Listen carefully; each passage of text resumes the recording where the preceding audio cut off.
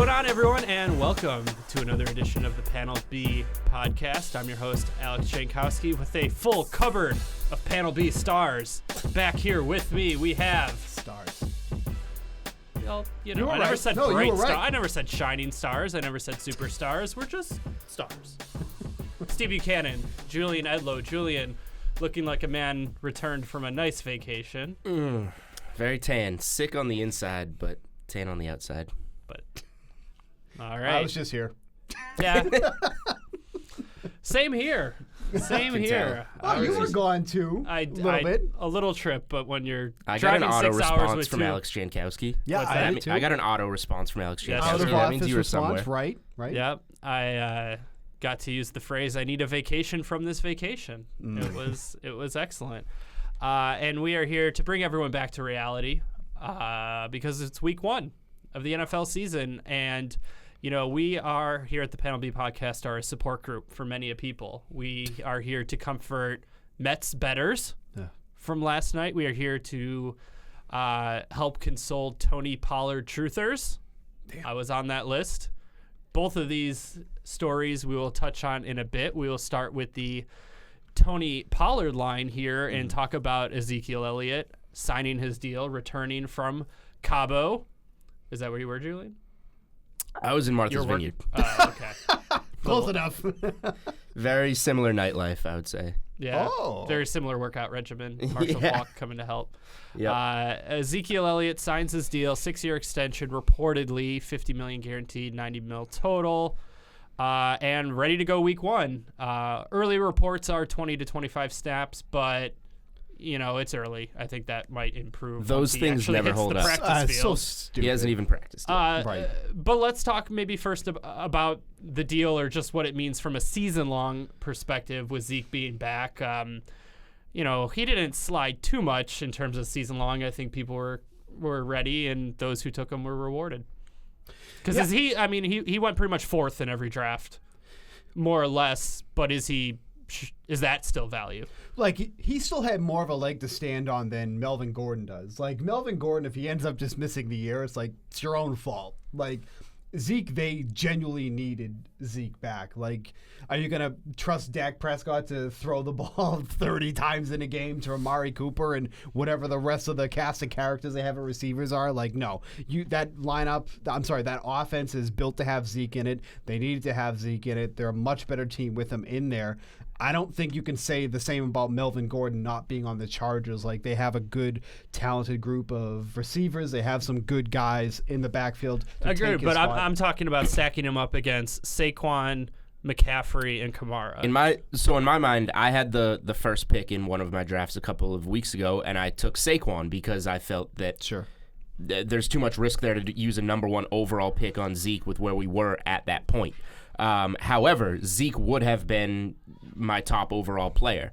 So as somebody who had a number 1 overall pick, if you were somebody in, that boat, do I mind having Saquon Barkley? Not really. I think it's very close to even, but you do kind of feel a little bit like, well, you could have had Zeke. Maybe he's a little bit limited week 1, but we're going to get a full season of Zeke. And to answer the Tony Pollard question, he just becomes what he would have been, a Zeke handcuff. Somebody, if you have Zeke, you want to have Tony Pollard. You probably, assuming you've drafted already, overspent on Tony Pollard in terms of draft position. But just from the Cowboys' perspective, like, why did we have to even be in this position? We held out this long, and Jerry Jones goes for the record-breaking 6 for $90 million deal. You held out this long to give into this, like.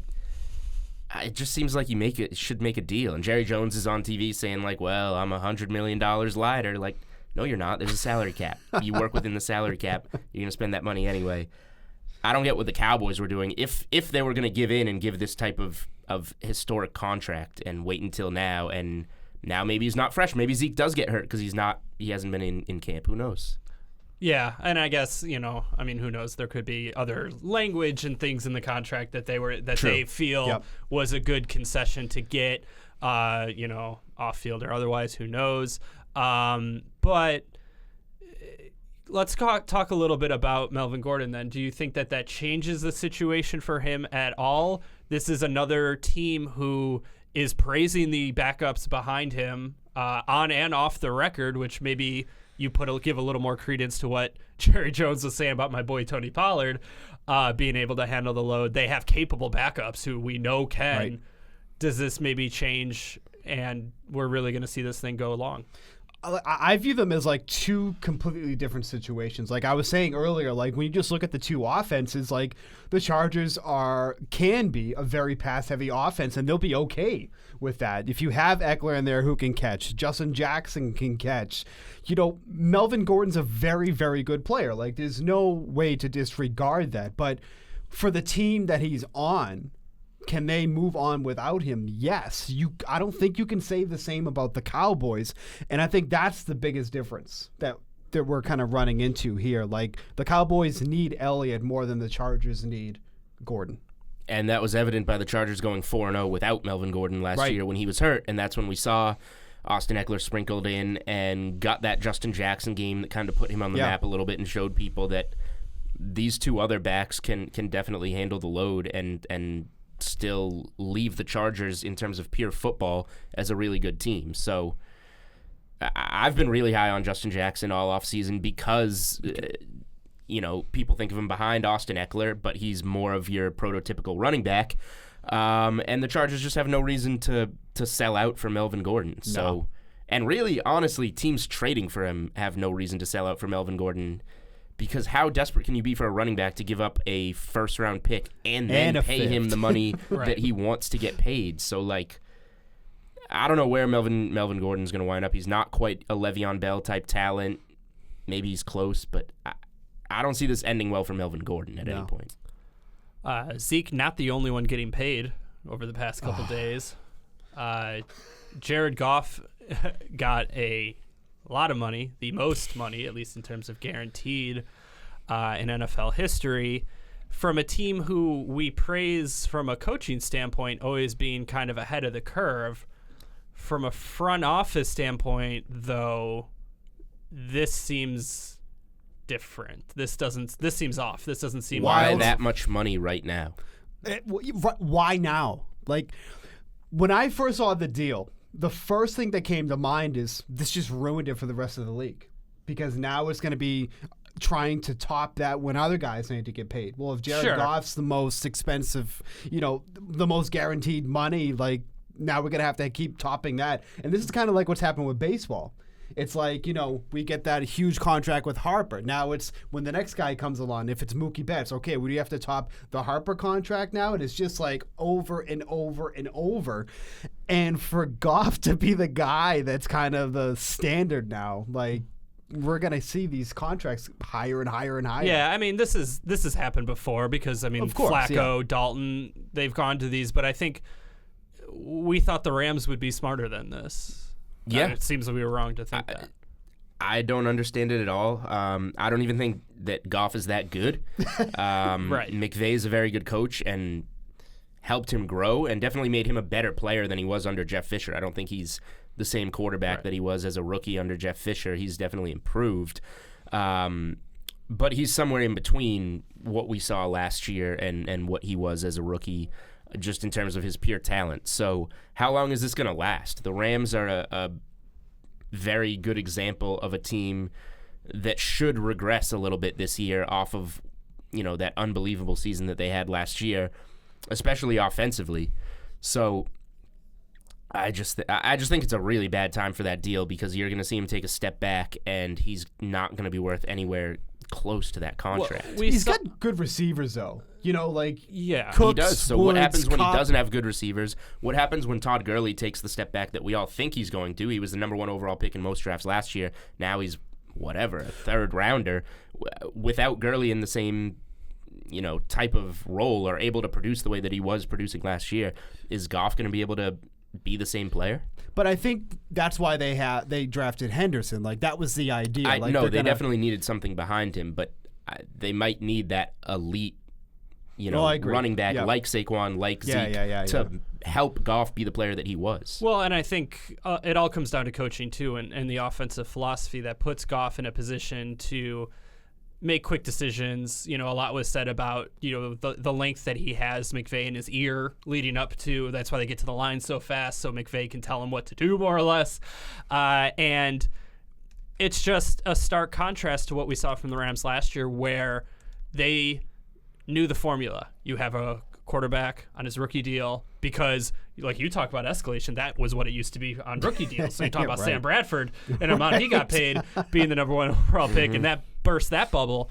But since then, it's become, you have to build the team while the quarterback's on the rookie contract, because then you can put the other pieces around him. They did that. They went for it all last year, made the Super Bowl, didn't win the game, but obviously still a successful season. It is, I admit, very, very difficult to do, but recognize this guy is not going to be worth that money. He can't carry the team like a very, very small amount of quarterbacks can. Cut the bait. I understand you might not be picking number one overall again. Maybe it's a package, maybe it's something else, but find a way to get, if you can't get an elite top 5 quarterback, then you get one cheaper, and you rely on the coaching philosophy that made Jared Goff what he is. Yeah, this is something that I just don't get why NFL teams don't realize and give in. And it's almost like they're tricking themselves into thinking like, wow, we have a number 1 overall pick who had a really good season. He's got to be an elite all-time quarterback, and then paying him, rather than thinking with that exact mentality that you just used. If you don't have Tom Brady, Aaron Rodgers, Drew Brees, or whoever, you don't have one of those guys, find a way to get the best quarterback you can at the price that's going to help you build the roster that you need to win.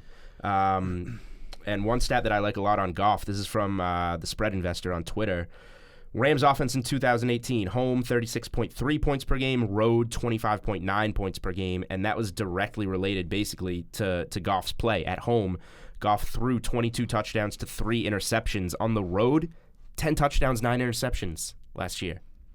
That sucks. Like, that's well below average, and you just broke the bank for this guy for a young quarterback that struggles on the road. And struggled when Cooper Kupp went out of the line, when the team wasn't at 100%. And that also hurt him a lot. So, like, if you're going to pay this guy this type of money, those are the type of guys, you're Brady's, Rodgers, Breezes, whoever, that step up and win. Even though all those guys are better at home, they step up, play well on the road, win big road games for their teams. Yeah, and look, I know myself, and anyone who makes the same argument I just made is underselling everything else Goff brings to the table. We're not in the locker room. We're not in the film room. We have, I don't want to undersell his actual knowledge or his ability, but, the rubber's going to meet the road, where at the end of the day, like, what exactly are you getting for what you paid for? And different than baseball, where you can just keep cutting those checks if you're a certain team.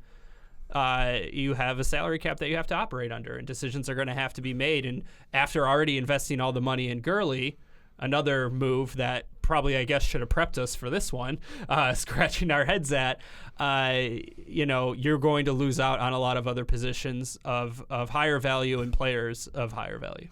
The other thing that's like burned in my mind about Goff near the end of the year is how inaccurate he was. Like, you go through his game logs at the end of the year, like Super Bowl 50% on 38 attempts, against the Saints 62, which wasn't bad, but then you got 53, 57, 79, that was a good one, 66, 45, 51, like, he was really... He's not that accurate. No, but this is the guy they just gave all that money to. I know. This is one of the things, like, people don't like that I use the eye test a little bit too much, I guess, versus numbers. We're DraftKings, we do fantasy sports. We are, we have to put a lot of weight in the numbers, but I can't ignore the eye test sometimes. Like, when you watch Jared Goff, are you ever like, wow, like, this is the next guy? Like, no, he always just looks average, maybe a little bit above average, but has he ever looked like, man, like, Jared Goff is playing really well? I would say he has the passing upside of Alex Smith, like a high upside Alex Smith, but with none of the running ability. Right. And like Alex Smith, another guy that got a monster deal, obviously. Right. And I guess that's going to label them as a game manager. I think he throws a nice deep ball. I'm not saying he doesn't. But again, like I can't remember what it was. A game against the Vikings. I think it was middle of the year. There was a play where he hit Cooper Kupp for like an 80-yard touchdown, and it was when you break it down, the way that McVay drew up the play to get Cooper Kupp on a wheel route against a linebacker was like, that is like Goff just had to complete the pass. Yeah. And it's working, and it's a great tandem, and maybe that's it. It's just McVay saying, look, this guy gels with what I say. He listens to me. He doesn't freelance. Like, we talk about a quarterback like Aaron Rodgers who obviously has to call his own show. That's saying that is the value that he provides to me, is he will listen to what I say and execute what I say. I guess that's the only way that you can say it's worth it. Like if it's just the perfect pair and Goff's going to be in LA and McVay's going to be in LA, McVay's never leaving. Stay there and they're going to keep winning at the level that they won last year. If you can do that, then fine, you're worth the deal. But anything short of what they were last year and winning a Super Bowl at some point in this contract now is basically a failure. Just real quick. Just last thing, they both failed in the Super Bowl. I mean, I understand you're going up against the ultimate test, and that Bill Belichick for decades has made great offenses look terrible. Shout out to my 1990 Bills. But that is what, that's the final boss. That's what you need to defeat. So you got your first test. You don't know if another one's coming. Just real quick for week 1 implications, especially with the Zeke deal. It changes the whole landscape drastically, and I don't think people realize that, because if Zeke was going to hold out, you have 2 free squares for your your lineup, Brissett and Pollard. You taking those 2 guys, you have just over $5,800 to fill the rest of your lineup. Right. Like, you had so much money to spend on the high-priced guys like Barkley, McCaffrey, Jones.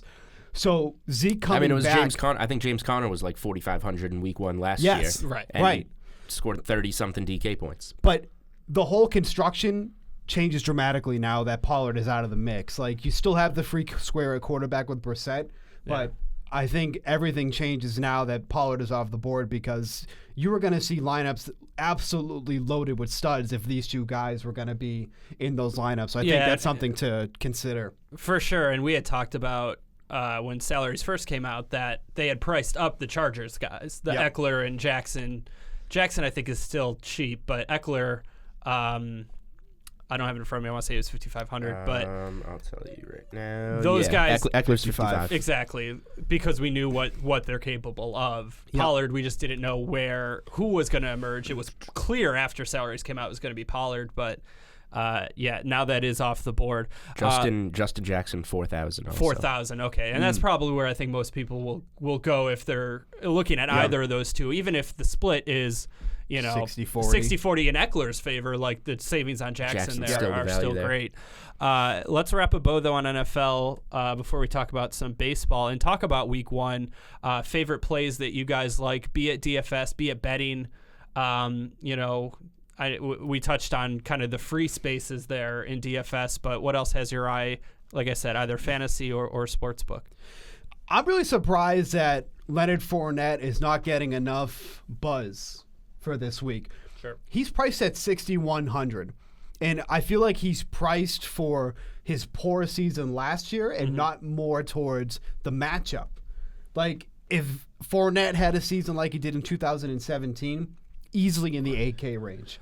6,100 against one of the worst run defenses in the league against the Chiefs is not a free square, but kind of feels like a free spare at running back. Like, you can pair him with almost anyone and still have a good amount of salary left over. So I'm shocked that he's as cheap as he is, and people are kind of flocking out of the plays. Like, Chris Carson's going to be a very popular play in the same price range. Dalvin Cook. So if everyone's going to be flocking to those guys, even better. I like Fournette even more. And if the rumors and innuendo are true that he's been getting a lot of work done in the passing game, right, all the better. Yeah, that's 100% the key, I think, there. Him and Cook, those 2 are the guys that I would be debating between in that range. Given Chris Carson's in such a good spot too. Right. I mean, the Falcons, though, going up against the Cook, historically at the bottom when it comes to actually covering running backs out of the backfield. The big thing will be the receiving end for Fournette. I mean, we saw Zeke take that step last year that has made him invaluable, adding the target share out of the backfield. Not a big one, but just something. Yeah. And a lack of much behind Fournette too, in that Yeldon's not there anymore.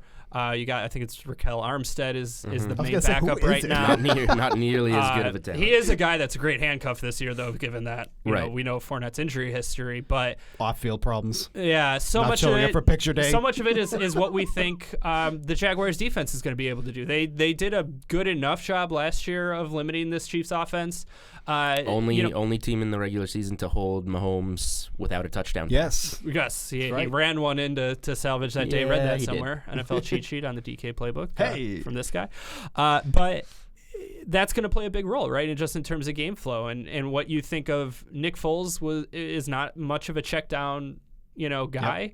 But if they can have any semblance of if the game plan remotely resembles just trying to keep Kansas City off the field, which I think would be wise, then Fournette's going to play a big role in that. I feel like you could build a week 1 lineup without using the wide receiver position, like using 6 running backs rather than even addressing the wide receiver position, all with these mid-range guys. Like we just talked about Fournette, Cook, Chris Carson, Kerryon Johnson is in an awesome spot against that Arizona defense. Like this mid-range, and then you have Eckler I'm right never below trusting there. a Lions running back. I will say, if there's one guy that could bust, it would probably be Johnson. There's a reason I listed him after the rest of the guys. But all right, relax. This mid range, and then go over to wide receiver at the same price point. It's just Tyler Lockett not as strong. Tyler Lockett, I think we're all kind of Tyler Lockett guys. That one, I'm just so much more confident in Chris Carson because of what the game flow should be there with Seattle's defense for sure. being whatever they are. I think they're 8.5 or 9-point favorites on DK Sportsbook right now in that game at home. The Bengals with a beat-up AJ Green and losing some offensive linemen. Like, the game flow for that game just sets up so perfectly for Chris Carson. Yep. Deebo Samuel severely underpriced, too. I think he's going to kind of fly under the radar there at $4K in his debut. Interesting. Healthy Jimmy Garoppolo. Smooth transition over to the 49ers receiving corps. Dante Pettis, baby, let's go. Perceived number 1. He did get tagged as the number 1 receiver on the depth chart, right? Love that. There were some concerns there. He hadn't been playing too well. Nah, they're just helping my Marquise Goodwin is a deep sleeper. Anything else betting wise that we're looking at? Week 1. We need a whole new podcast for week 1 betting wise. All right. We'll do one thing. Great. Generally, I want to build you up here before we talk about the Mets. So, Jesus, the Mets have been bad. Generally, you want to do single plays on a majority of slates. Would you agree? This is the toughest week 1. Spread wise, I think it is the toughest one, and that's something that you really have to dive into a lot. And I'm going to come up with some plays that I like a lot there. I wish the Ravens were still -4.5 where they opened. They're now at -7. Wow. Particularly because of the Miami trade. Once they gave up on Tunsil and got out, it was just like, okay, we know this team's intentions, and Baltimore became a much more attractive play. But they are going to win that game, however, and that's where I'm starting. I think my favorite play of the week for sportsbook-wise, which will be the Ravens, the Eagles, and the Seahawks in a 3-team moneyline parlay. You have Baltimore. Hear me out, Bukes. This is not a sucker parlay. You give me so much crap for parlays, and then every single week because you want to play a bunch of underdogs. One. Like you would want to play a Washington, Cincinnati Bengals, Miami Dolphins parlay because it pays out plus 2,000. I don't do that. I think it should be better than plus 2,000. Whatever, plus but $1 million. You give me so much crap for parlays, and you always give one. I don't always give one. I said this is a rare situation. Okay, you didn't give one last week because you weren't on the show. That's like the only time. You can't fault me for something I didn't do. I wasn't here. So, Andrew Kessler. Hear me out. Are the Ravens going to lose in Miami? I highly doubt it. Philly hosting Washington. Washington, I think, has the worst wide receivers in the NFL, one of the worst starting quarterbacks, and one of the worst starting offensive lines. I just can't see them putting anything together in Philly. And then we just talked about, do the Bengals have much of a shot in Seattle? No. I just think those are the 3 strongest spots by far for teams to win in week 1, and you can put them together for slightly plus money. I think that's my favorite spot on this slate so far, even though parlays are for suckers. But you give one every week? No. Okay. We'll just go to the tapes. Reminder here that odds and lines are subject to change. If you're see website for actual odds. If you or someone you know has a gambling problem and would like help, please call 1-800-GAMBLER. Go ahead, say the Mets. The New York baseball Mets. The New York Metropolitan. I don't even know what that's short for. I don't either. Last night's game, I got to pull it up. I got the timeline here. Let's run through the Nationals. They played the Nationals, if you're new to this. The Nationals money line odds started -137. They were favored. Pre-game, -143. Whoa, even a little bit more. Yeah. Bottom of the first, they went up 1-0, -233. However, the Mets, 4 runs, top of the fourth to take a 4-1 lead, +425. Let's skip all the way to the beginning of the bottom of the ninth, where the Mets had amassed a 6-run lead. Yep. The Nationals plus 1,500, which you feel it was before actually the show, that is not enough. Even really bad. That's not a smart bet if you are betting a team down 6, right? 6 runs with 1 inning to cover it at 15-1. That's not enough. Horrible. But it's the Mets. I mean, it's a very comfortable lead.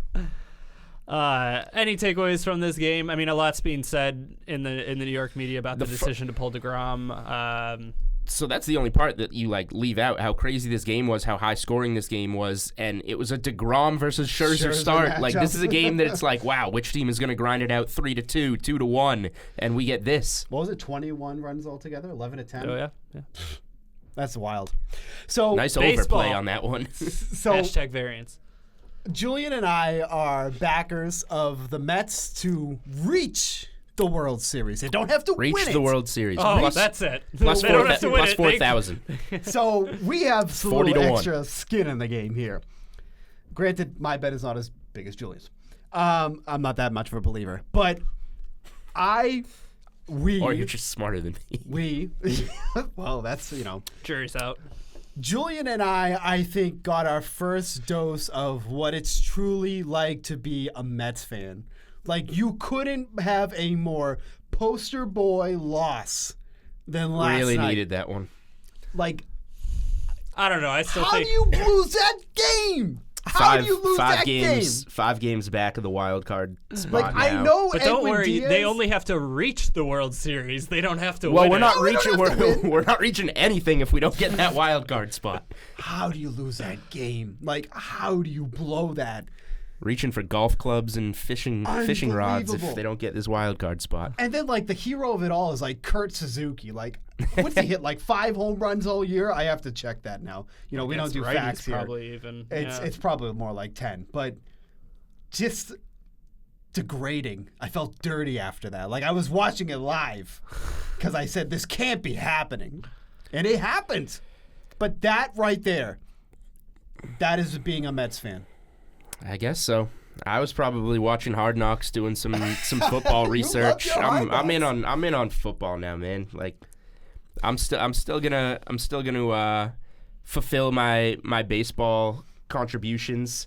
Glad to hear you got full effort. Put my effort. Really Put my finishing the effort. year strong. Read his stacks. Put my A lot of effort. Put my effort and research in. Hey, Stacks did great. Stacks did great the other day. Awesome. If I sit down and do the research, it's gonna be there. But when I'm not playing a slate or when I'm not betting a team, I'm on football. I was not watching that game last night. I caught the final score and said that's not very good for my Mets futures. Mets future, singular. Right. One thing. I'm sorry. As demoralizing as this game might have been for those who lived it, to me, it still takes the cake that Yoenis Cespedes broke both of his ankles on his farm. Yeah, he fell off a horse or something. Wait, Is that didn't what it they was? clarify that it was one? Was one ankle? I think they wrote it as ankles, and they're just to clarify, he didn't break both his ankles. He broke one of his ankles in multiple places. Oh, right. Oh, yes. that's right. Yes, yeah. But here's Which the is thing. great. I still feel Which we might have just be a cover-up. That I still feel like we have a chance. I still feel like we have a chance. once we start throwing the wheeze around, that's when you know you're really. Well, we're in this together. I mean, leave me out of this. 40 to 1. I'm in for the ride. I mean, you couldn't say no to the odds. That was the thing. At the time, they were red hot. It was 40 to 1. It was way better odds than anywhere else. You had to take it. But then, we got the Diamondbacks who've gone 8-2. Like, get a life. Why do you got to do this now? The Phillies starting to come around with that crazy guy that runs out of the bullpen like the Ultimate Warrior. Have you seen that yet? I forget his. I just saw the clip. Guy that Real Muto. Yeah, he's shaking his head at him, rolling his eyes. The guy's just stoked to be in the game. But yeah, this is just really. Really I don't agree with what Julian said about not paying attention to baseball anymore, but I do want to pour one. Maybe not pay attention. I do want to pour one out for expanded rosters, which have been the bane of our existence in the DFS world for September. It just makes it really difficult when it expands to 40. That ends this year. Starting next year, it will be 28 instead of 40.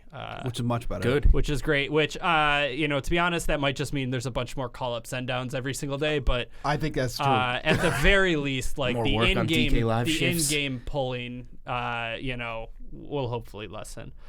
Well, I'm going to skip over MLB tonight then because it doesn't seem like you guys are that interested. But Best bets coming up on the playbook. Cheat sheet is still they going will be full good force. ones. The cheat sheet is a locomotive that doesn't stop until baseball is over. So you still got that. I'm going to say we have time for one more of these. I'll let you guys pick. Do we want to talk college football or do we want to talk like the Team USA FIBA quote-unquote win against Turkey? I mean, either way, it's going to be dominated by Julian, so you pick. Well, considering that my Twitter plays on college football are 14-2, that seems like a pretty good place to just plug myself, amp myself up. Yeah, but it's the beginning of the year, the camera for us? You're playing like Nicholls State. I didn't bet any Nicholls State games. Were you on Georgia State against Tennessee? Let's see. I mean, for college football, what happened for me week 0 to week 1 probably won't happen again. 14-2, that's real good. Is it? My two losses were my beloved Crimson Tide first half, Alabama. They rarely are the team that is losing you money. And then that ridiculous beat on Stanford Northwestern, where that game Northwestern just covered that game and then just turns it over at the end of the game. Defensive touchdown for Stanford. That was painful. That was on my timeline a lot. That was a lot of Twitter hype for that. One place I think our friend of the show, Aiden, bleeds orange. Ooh. He might be the Tennessee Vols mascot on the weekends. Talked me into Tennessee season-long bets.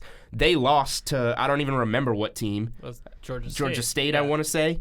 I don't want to get it wrong. I think it was Georgia State. Or Georgia Southern, maybe. They lost to somebody not good. And now they are 3.5, I believe, point favorites over BYU this week. BYU is coming off an embarrassing loss to Utah in which they played terribly.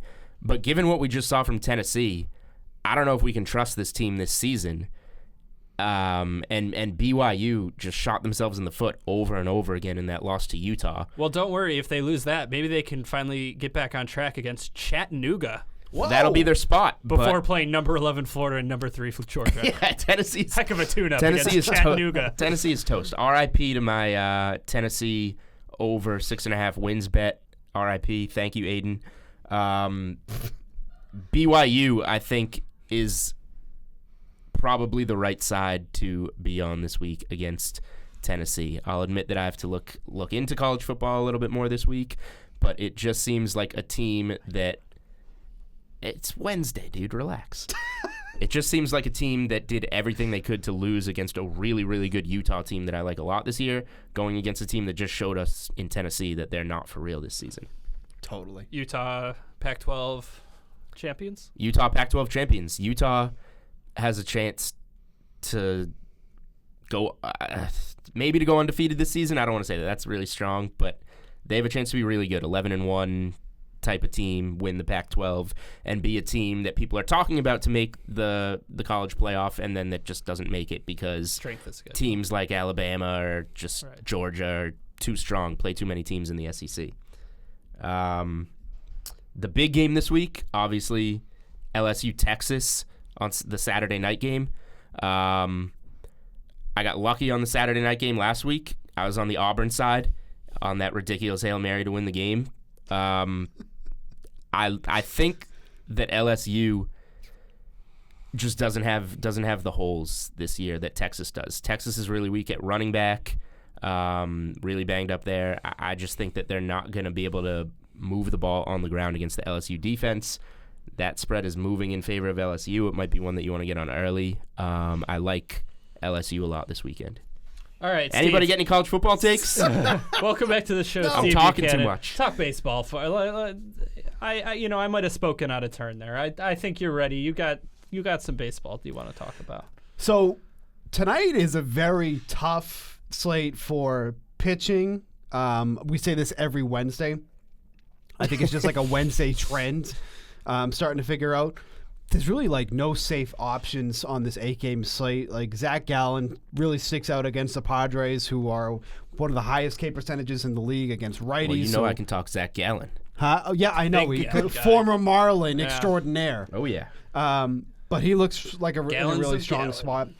Actually, from a betting perspective, the Twins being underdogs again tonight is crazy. Because they might have to face Andrew Cashner.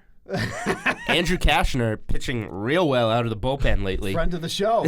Friend of the show. He's not going to make it this week. Maybe we'll have time for him next week. But the Twins are plus 120 against Eduardo Rodriguez tonight.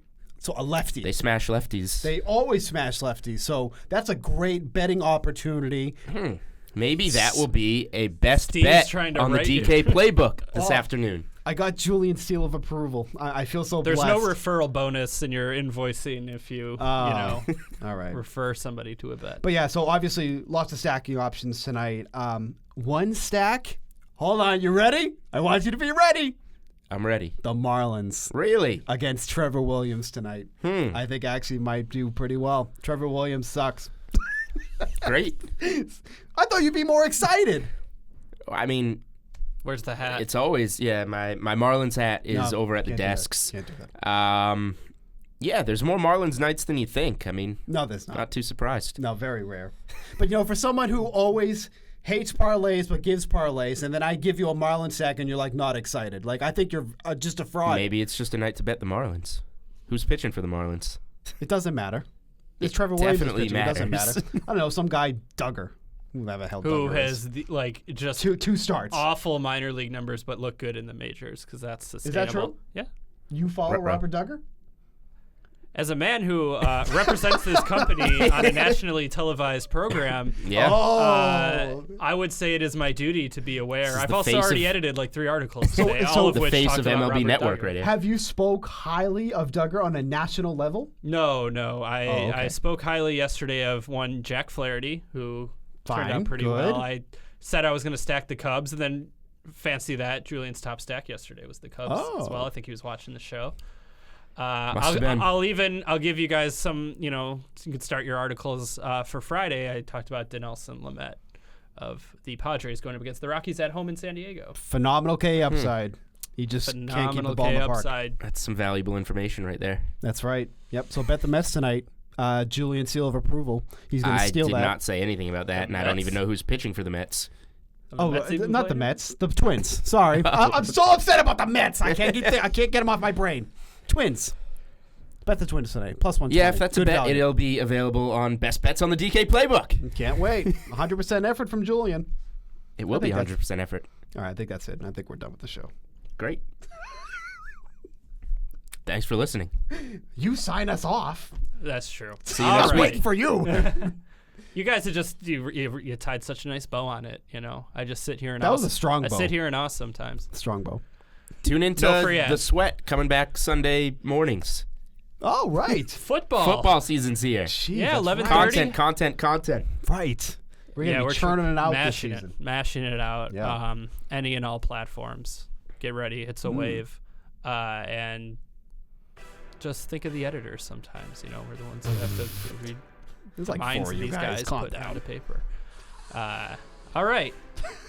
On that happy note, the Panel B podcast for today is over. Stumbling Julian to the Edlow, finish Steve line. Buchanan, I'm Alex Jankowski, and we will see you next time.